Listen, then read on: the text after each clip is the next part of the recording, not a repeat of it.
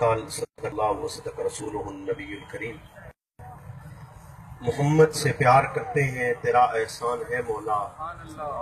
ہماری بخشش کا بس یہی سامان ہے مولا، تیرے چاہے دے جنت کے بدلے،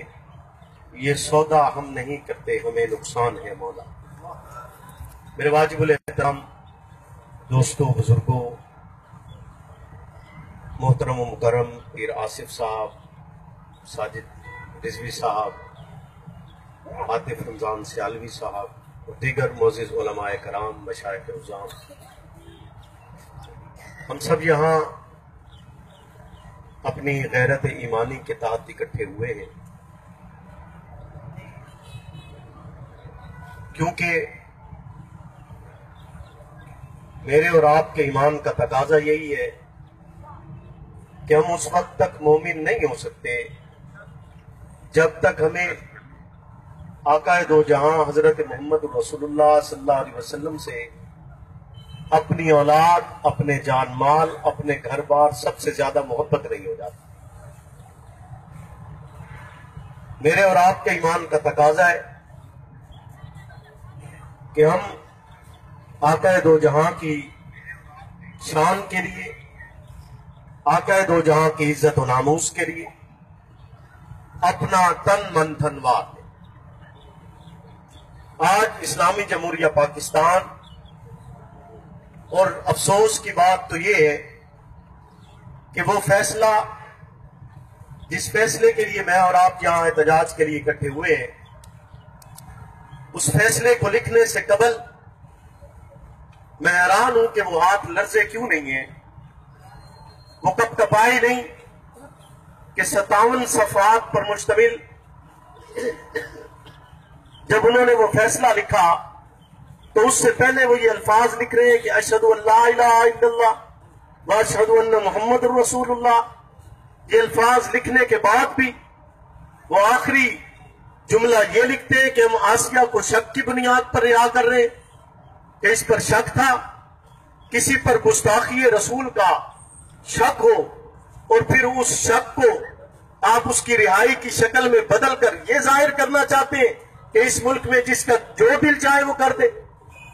حالانکہ گستاخی رسول میں یہ ضروری نہیں ہے کہ گستاخی واضح الفاظ میں موجود ہو۔ گستاخی رسول اگر اشارتاً بھی کی ہے، کنایتاً بھی کی ہے تو وہ گستاخی ہے،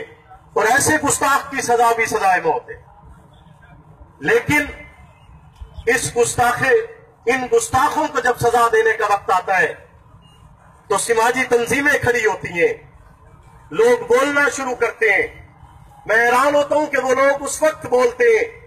جب نبی اکرم کی ختم نبوت کی بات آتی ہے، یہ لوگ اس وقت بولتے ہیں جب حضرت محمد رسول اللہ صلی اللہ علیہ وسلم کی شان کی بات آتی ہے، آپ کی عزت اور عفت کی بات آتی ہے۔ اس وقت نہیں بولتے جب 300 لوگ زندہ جلا دیے جاتے ہیں، اس وقت نہیں بولتے جب لوگوں کو کال کوٹھریوں سے نکال کر راتوں کے اندھیروں میں گولیوں سے چھلنی کر دیا جاتا ہے، اس وقت نہیں بولتے یہ لوگ۔ یہ سماجی تنظیمیں خاموش ہو جاتی ہیں، اس وقت ان کی زبانیں گم ہو جاتی ہیں جب مائیں اپنے بیٹوں کا انتظار کرتے کرتے اس دنیا سے رخصت ہو جاتی ہیں، جب جوان عورتوں کو بیوہ کر دیا جاتا ہے، جب بچوں کو یتیم کر دیا جاتا ہے۔ اس ملک میں ہر طرح کا ظلم ہوتا ہے، سماجی تنظیموں کی آواز نہیں نکلتی، لیکن جب گستاخی رسول کی بات ہو اور کسی گستاخ کو سزا دینے کا وقت آتا ہے تو یہ تنظیمیں احتجاج بھی کرتی ہیں، یہ تنظیمیں سڑکوں پر بھی نکلتی ہیں، یہ تنظیمیں چیختی بھی ہیں اور یہ کہتی ہیں کہ حقوق انسانی کی خلاف ورزی کی جا رہی ہے۔ آج یہ تو دیکھا جاتا ہے کہ اگر ایک منسٹر کے فارم ہاؤس کے اندر گائے گھس جائے تو اس کو بھی سزا ملتی ہے، اس کی اس بنیاد بنا کر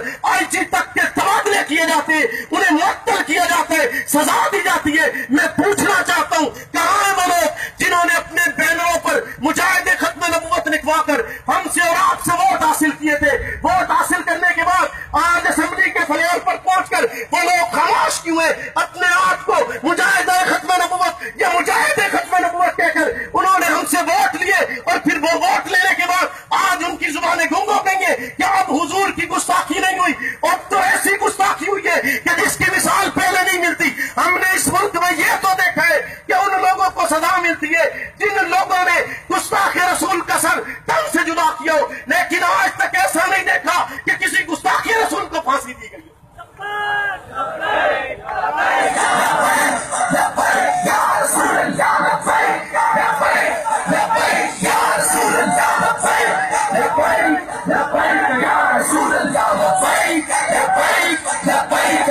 رسول اللہ لبیک لبیک لبیک یا رسول اللہ لبیک لبیک لبیک یا رسول اللہ لبیک لبیک لبیک یا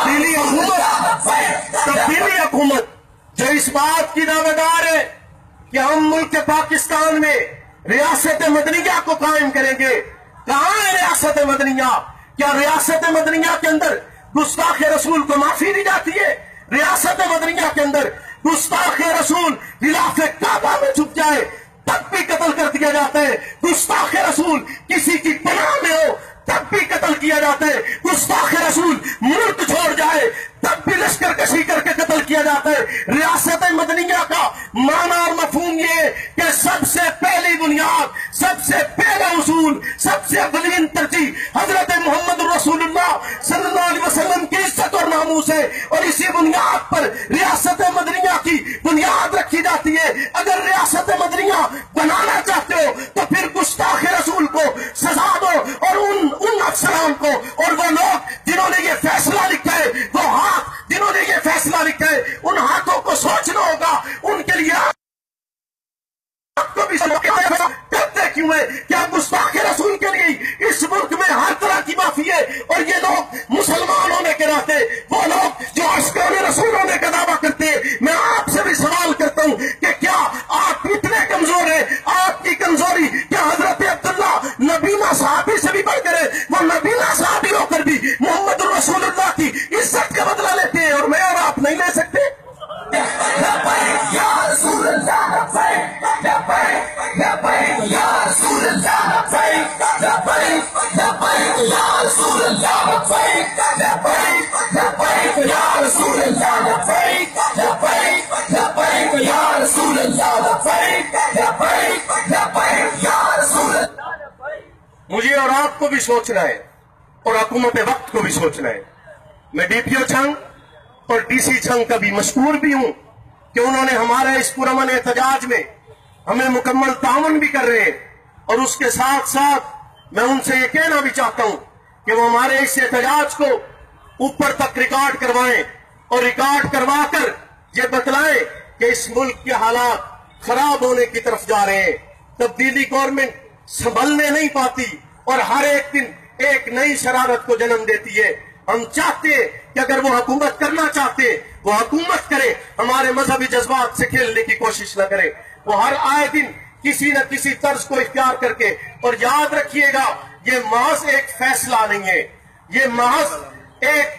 آسیہ کی رہائی نہیں ہے. اور آسیہ کی رہائی کے وقت جج نے جو الفاظ لکھے اس نے یہ الفاظ بھی لکھے کہ آسیہ کا معنی تو گنہگار کا ہوتا ہے، لیکن یہاں یوں لگتا ہے جیسے کہ اس کو گناہ کا شکار کیا گیا ہے. اتنی زیادتی، اتنا ظلم کہ اس فیصلے کے اندر سراسر انصاف کی بھی دھجیاں اڑائی گئی ہیں، اور سراسر ہمارے مذہبی جذبات کو بھی پامال کیا گیا ہے. انتظامیہ کو بھی سوچ رہے ہیں، حکومت وقت کو بھی سوچ رہے ہیں. میں انہی الفاظ کے ساتھ اجازت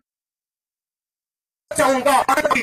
کے لیے، آقا دو جہاں کی عزت و ناموس کے لیے، عفت کے لیے کٹ مرنے کا وقت آیا تو کٹ مریں گے یہ کہہ کر فنا فی اللہ کی دہ میں بقا کا راز مجھ میں ہے. جسے مرنا نہیں آتا اسے جینا نہیں آتا.